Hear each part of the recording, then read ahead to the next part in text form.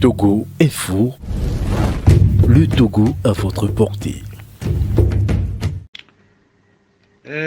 Je voudrais encore m'adresser à tous mes frères kabyais, Losso, Lamba, Moba, qui sont dans les autres préfectures, les évêques de Palimé aussi, du Grand Coulteau.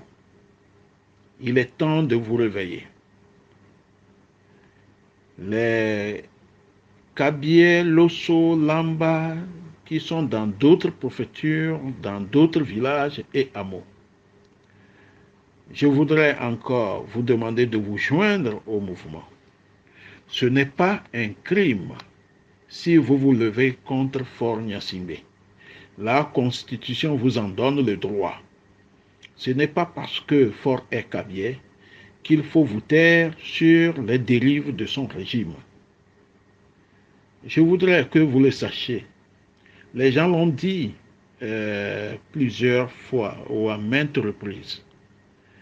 Fort est en train de gaspiller, continue de gaspiller l'argent du Togo.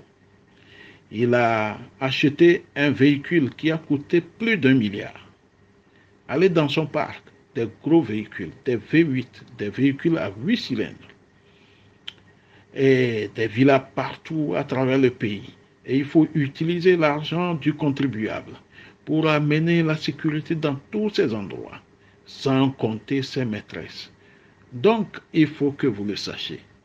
Quand son père mourait, quand Eyadema mourait, le budget de la présidence n'atteignait même pas 5 milliards de francs CFA. Aujourd'hui, le budget de la présidence de Fort fait plus de 23 milliards. Donc, il faut que vous le sachiez. Vous, les Kabyais qui êtes dans les autres préfectures, il faut le savoir. Hein? Quand le père de Fort mourait, il faut que vous le sachiez. Et dans une banque en Suisse, le papa de Fort a plus de 4 000 milliards. C'est-à-dire, il a plus de 4 fois le budget du Togo.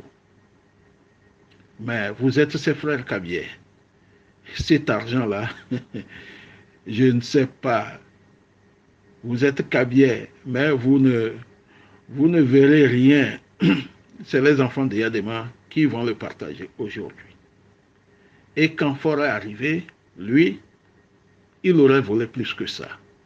Il a volé plus de 8 milliards, 8 000 milliards.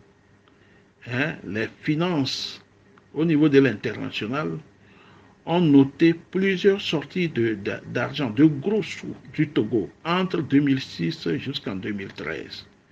Voilà comment le Togo est pillé. Les phosphates du Togo ne servent qu'à lui seul et à une famille en Israël. Et vous les Togolais, vous souffrez, nous souffrons, nous n'avons pas d'hôpitaux, nous n'avons pas d'eau potable, nous n'avons pas de tracteurs pour les champs, nous n'avons pas d'engrais, nous n'avons rien.